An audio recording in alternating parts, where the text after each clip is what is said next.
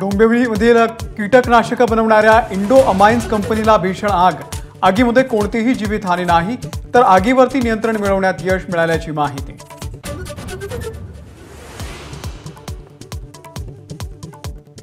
कोकण पदवीधरमधून ठाकरे गटाचे किशोर जैन तर नाशिक शिक्षकमधून काँग्रेसचे उमेदवार दिलीप पाटील माघार घेणार। शिक्षक पदवीधरसाठी अर्ज मागे घेण्याचा आजचा शेवटचा दिवस।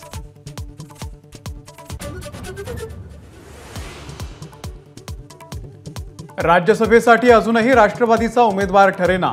उद्या अर्ज दाखल करण्याचा अखेरचा दिवस। सुनेत्रा पवार, पार्थ पवार आणि छगन भुजबळ यांचं नाव चर्चेत।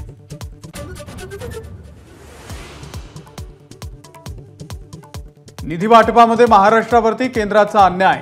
मोदी सरकारकडून विकास निधी वाटपामध्ये राज्याला केवळ 8,000 कोटी। यूपी बिहारला घसघशीत निधी।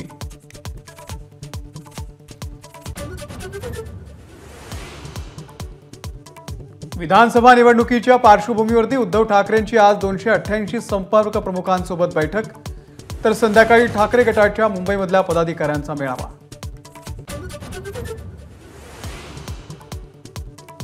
सोशल मीडियावरून मोदी का परिवार उल्लेख काढू शकता। पंतप्रधान मोदींचं भाजपचे नेते आणि समर्थकांना आवाहन। मोदींची एक्सवरती पोस्ट।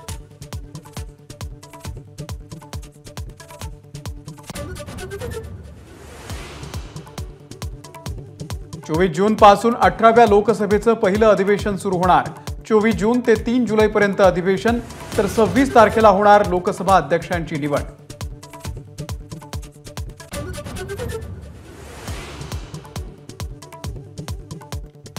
मनोज जरांगे यांच्या आंदोलनाचा आज 5वा दिवस। 5व्या दिवशी जरांगेंची प्रकृती काहीशी खालावली, तर रात्री जरांगेंवरती उपचार।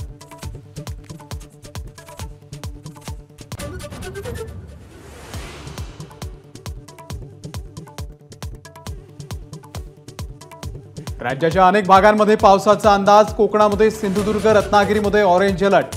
विदर्भ आणि मराठवाड्यामध्ये येलो अलर्ट। उद्या आणि परवाही पावसाचा इशारा। एबीपी माझा, उघडा डोळे बघा नीट।